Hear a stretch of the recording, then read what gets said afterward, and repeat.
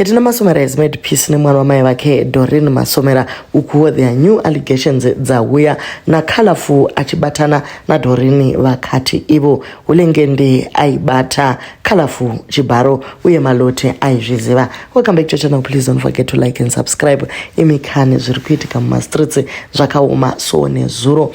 Ketina kazokwanisa kutaura nemwana wamai vake Doreen chakazonyanisa kuvabatanidza inyaya yavaidhila nayo, umwe achimirira Colorful, umwe achimirira Malote. Saka vakazoita pisi vakabva vaburitsa pachena kuti munhu aivakanganisa nguva yese ndiSamazi.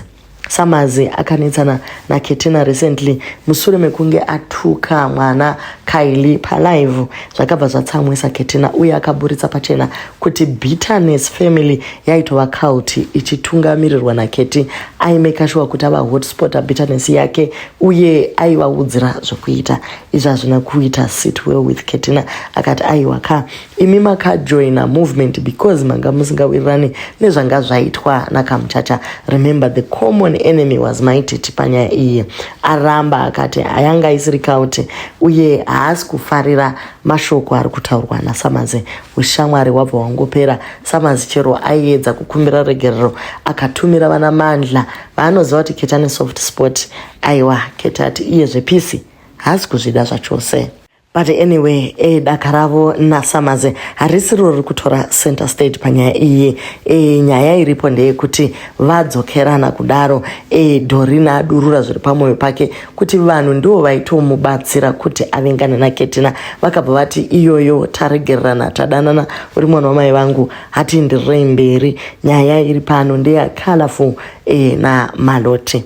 So Doreen ari kuti Colorful akamuvinga kuinbox achibva amuudza kuti iye aigara mumba maMalote nenyaya yedesperation uye yes vanga vane ushamwari unobvira kumadays ambida and all, but the bottom line is Hulengende akanyenga mwana. Apedza ipapo ari kuti pane vamwe zvevanhu vatatu vaigara mumba maHulengende vaibatawo mwana uyu chibharo. Ati iye nyaya yakushifta kubva yes kurelationship yakuenda kunyaya yekubatana chibharo.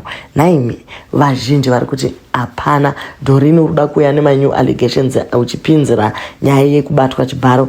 Colorful akabuda palive akakonfirma iye kuti hana nhumbu yaHulengende. Same live iyoyo akabvunzwa pachena, naiwe une nhumbu here? Akati handina. Pasina nguva Hulengende akatojoina live iyoyo akabva atotanga kutuka Colorful akati ndichakurova ndiri kukupromisa tiri muno muZimbabwe ka ndichakubata. Wai uchitaura nyaya iyoyo? Hulengende pakutaura kwake ati iye alright toti zvakaitika rega ndichikubatsira wakaitiswa handisi kukuda ini wandinoda mudzimai wangu. Yes unogona kutaura kuti Hulengende hachadi mudzimai chino yes ukaita noise, asi pane nyaya yese the claim that you are saying kuti inini handichadi mudzimai, aiwa unonyepa. Malote ari pakadzika pemoyo waHulengende aclear zvakare the panyaya yenziyo dzakariliswa kapaya dzainzi naColorful wakarelisa song iyi uchiti ndeyangu. Aiwa handizvo. Hulengende ati iye hapana song yakarilisirwa Colorful, zvinhu zvese ndezveMalongende movement. Vanhu vachiri kutodanana. Mukomana awedzera akati iye kana azofunga kuita barika anogona kuriita ende mili haana zvaachaita about it. Asi nyaya iripo ndeyekuti barika iri harisi kufa rakaitwa naColorful. Pane zvese zvichiitika kudaro Malote ari kungoda kuclear nyaya yake akati iye handimuvengi Colorful. Colorful munhu anorwara njere ngaadzoke hake kumba. Nyaya yekuti homeless iyi haichandibatiwo zvakanaka, beta adzoke kumba. Akabudira chiko mumba maHulengende iye asina kudzingwa. Ndo mashoko ari kutaurwa naMalote. Vanhu vakati nhai Malote chiko chawakabatirwa naColorful chemalevels epamusoro iwayo ekuti unoramba uchingoti chero munhu akukanganisira zvekukurara nemurume wako unoramba uchiti ngaadzoke. Colorful ari kuudza Doreen akati nyaya iripo ndeyekuti vanhu ava vaivata vese pamubhedha umwe chete vachibata basa kamwe chete vese vari vatatu. Ndo saka musikana achiti Colorful uyu ngaadzoke mumba. Vamwe vari kuti there is something deeper chekuti Malote aruramba achingoti Colorful dzoka kumba. pane zvese zviri kuitika izvi Colourful dzoka kumba ndo zvazoita kuti manetizens ati aiwa wait a minute, asi nyaya yekuti Hulengende waibata mwana uyu chibharo ndiyo here iri kukonzeresa kuti Colourful anyengererwe kudzoka kumba, nekuti vari kutya kuti mukomana anopinda mujere, kuti ndiyo nyaya. Ayangori maspeculations, but nyaya ndeyekuti Doreen akaburitsa mashoko ekuti Colourful akamuudza kuti Hulengende waimubata chibharo.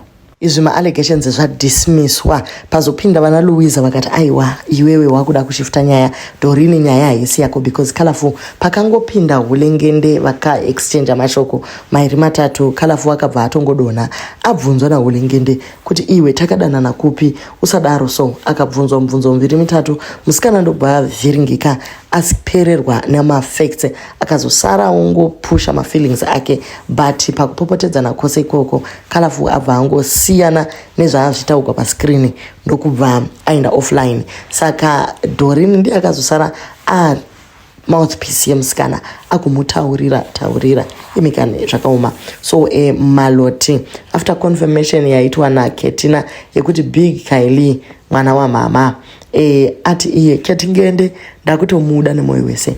Thank you Keti, I spent over 6 hours on the phone with her the other day. I felt so calm afterwards, like I just spoke to my mom. Vanhu ndobva vati maini ndiregaiti kubatsirei, munhu wamakuda kuti Keti Ngende uyuka haasi munhu ari loyal, anogona kungochinja magedhe. Zuro ndizuro makaisirwa nziyo malongende malo nhasi mofunga kuti what you've said is peace. Aiwa handizvo, iye ati zvekuti Keti achazondichinjira handina basa nazvo. I'm being grateful for pandagonerwa ipapo. She helped me with comforting words when I was feeling down, and that's worth more than money to me. Saka ndinotenda nemoyo wese. Vamwe vati chokwadika une moyo wakanaka. That's a normal character for you, but it's inevitably normal for Keti kuti akubackstab.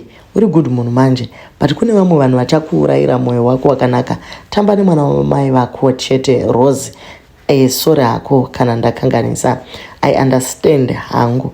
It is well, she won't harm you. The sudden change yakaita meant something. She's human, she felt your pain. Behind social media kune real lives kunze uko, and we all need kindness dze vamwe vanhu vari out there. So ndo zviri kutaurwa nemanetizens vakati aiwa Keti haana kunyanyoshata zvakadaro. Mushure mekuitika kwelive yese iyi mangwanani anhasi, Colourful wamuka achiti please help me, my WhatsApp account, TikTok and Instagram is banned. I'm trying kusurvive. Ndokwatinowanirawo macustomer. Yes, I'm not a good person, but I have a son and vana vandakasirwa to take care of. Musazonyanya ndidaro. So nyaya iripo ndeyekuti vari kufungira kuti mapage aya akatorwa naMaloti imika. So vamwe vari kuti iwewe wakapa vanhu chiwete, ini ndaitofunga kukutora hangu, ndairwadzwa nezvawakaita chero uchida screenshot yandaitotaura natete vangu, asi nyaya iripo ndeyekuti hausi munhu ari loyal, ndogona kukutora tikubatsire asi unozotanga kupa vanhu zviwete. Vamwewo vakati sorry Colourful, stay away from people with drama. Iwewe siyana nazvo, uite zvekushandira mwana wako. Handiti kuFacebook tiripo pano, tinogona kukubatsira tiri pano. Uye mama Keti vakonfirma kuti vachamupa mari yerenti agowana pari safe pekuti agare nemwana wake. Iwe Colourful, you will bounce back. Don't lose hope. Take a break from Facebook. Dzichahukura kusvikira dzanyarara. Learn from Madam Boss. Choose your friends wisely. Vana Kismo vachakuurayisa. Ari kutoudza Maloti zvese. Next time usatange msindo, waisaziva here kuti une vana. So ndo ma comments that are out there vazhinji vari kuti nyaya yekuti wakabatwa chibharo musikana aiwa tazviramba, kubva kunana Ino, kubva kunana Sekuru Brai, kubva kune vamwe vanhu varipo wana silent killer nevamwe vakadaro. Wozonzi kwai nhasi wabatwa chibharo, ivo vanhu vachinzwisisa kuti iwewe bhurugwa rako rakangosununguka marekenari narinongodonha chero. Aiwa tazviramba, tsvakai dzimwe nyaya dzekutaura, asi yekuda kusungisira munhu nyaya dzenhema aiwa bodo ngazvikone.